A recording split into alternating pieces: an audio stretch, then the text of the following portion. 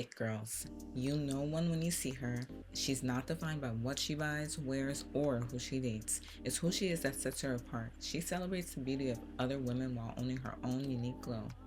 Because every it girl has a staple look, now it's time for you to find yours. Okay, so what do we think about that voiceover? What do we think about a makeup tutorial in 2025?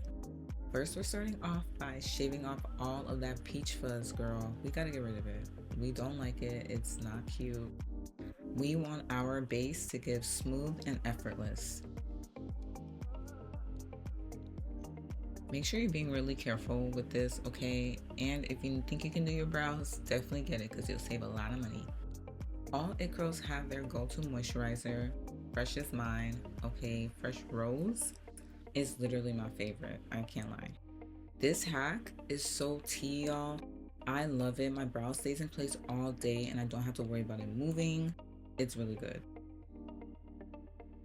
Okay, so for primer, I like to use a hydrating primer first. And then I like to go in with a mattifying primer. If you have dry skin, you definitely don't have to go in with a mattifying primer afterwards. I wouldn't. And of course, I'm gonna use my finger to blend in my foundation first before going in with a brush. If you watch my tutorials or my shorts, you know that about me. I prefer to do that because it keeps my makeup from creasing. I'm not going to give any concealer recommendations or tell you what to buy because honestly, to each their own. It can get pretty pricey and I don't want you to feel like you have to own every single product that I have in order for you to get that staple it girl look that you're looking for. I recommend going into a Sephora or an Ulta and just testing out some concealer that you might like, something that will go with your skin type, and see if it works for you. No, I wasn't going to tell me that my lips were dry. I had to moisturize them because what? But yes, concealer is very hard to decide on, but once you find that one that works for you, you're never going to want to switch up. So for me, it's NARS. I love NARS Radiant Creamy Concealer. That's my girl. And for contouring, to each their own. Again, depending on your face shape, you should definitely find a chart. But if you want a detailed tutorial on how to conceal and contour your face, if you have a round face or a heart-shaped face, I can definitely make one for you. Make sure you're spraying in between everything that you do. So you lay the liquids down, now you need to spray it to make sure that it sets. I like to blend out my blush first. I find that it looks much better, especially after I blend out my contour and concealer.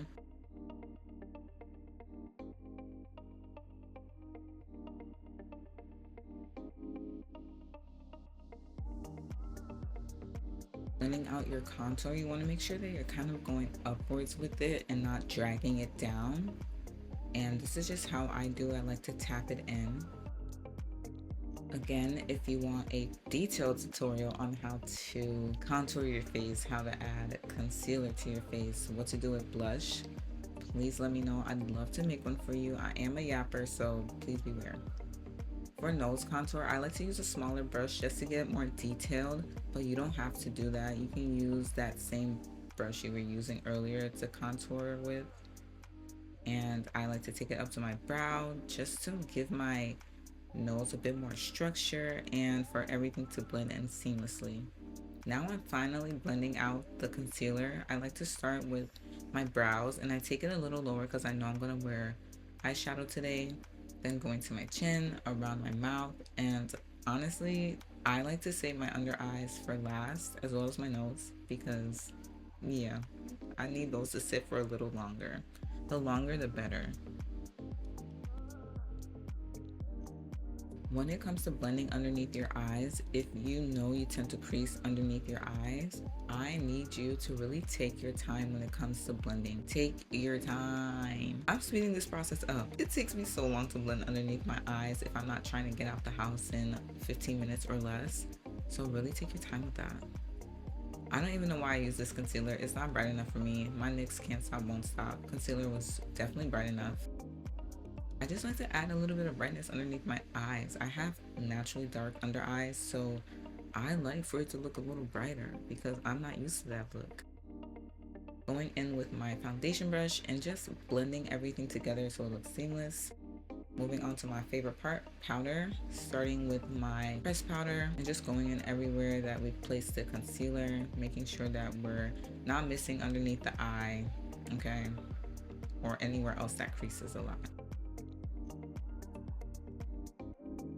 Loose powder, loose powder. I like to use a sponge for this, to be honest. I don't care if it's wet or dry, it doesn't matter to me. But I just press in the product before I go in and start baking. And when it comes to baking, I feel like if you have oily skin, I think that's the best technique. If you have dry skin, I would avoid baking and probably just do the pressed powder and loose powder, or the pressed powder and just baking a little. But I take it everywhere, like everywhere. And what I like to do for that brightness to really enhance it, I like to use a translucent powder, but in this case, it's an ultra pink setting powder. Yes, I do my brows at this point. Okay, I don't like to do it in the beginning anymore. I don't feel like it's necessary. My brows are super fine, so I'm not gonna take too much time to do it. When it comes to bronzer, put it everywhere. Go crazy. Put it everywhere. Honestly, it brings back so much warmth and color to your face, and I think it looks really pretty. Having that bronzed look is so cute.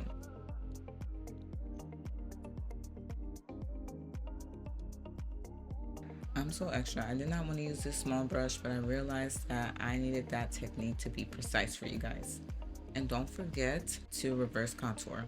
I like doing it. If you don't like to do it, that's okay. Now you're just gonna dust off all of the powder. Take your time with this part. Moving on to eyeshadow. Look, y'all, I'm gonna try my best to give y'all an eyeshadow tutorial one day. It's just really hard to explain. I'm doing a lot more showing than telling, but I'll just give some tips.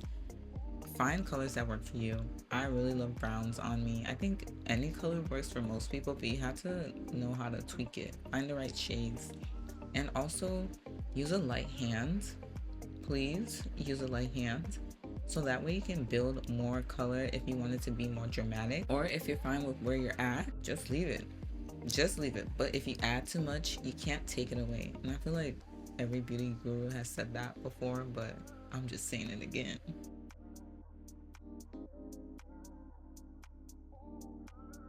This shimmer is so tea, y'all. I'm not even gonna lie.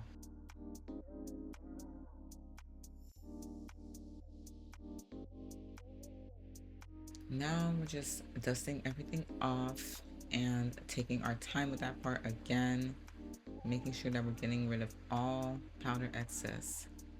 And then spraying post powder just to make sure that everything locks in.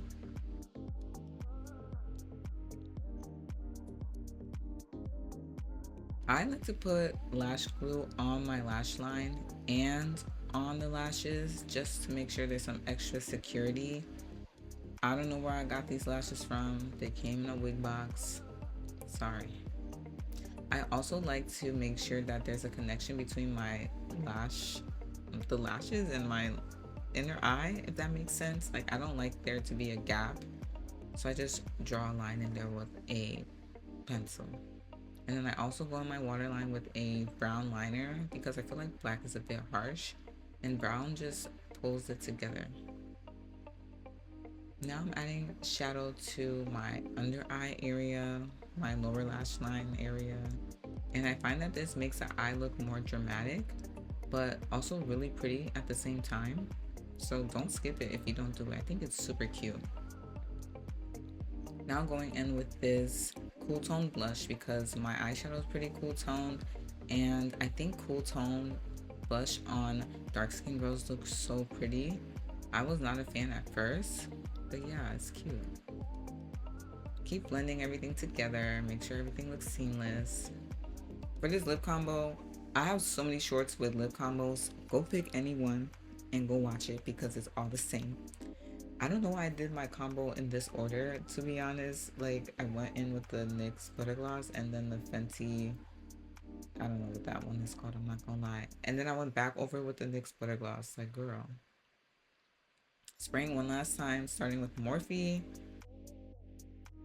Then locking it in with the One Size setting spray. My holy grail. your makeup's not gonna move. I can go on and on about this product.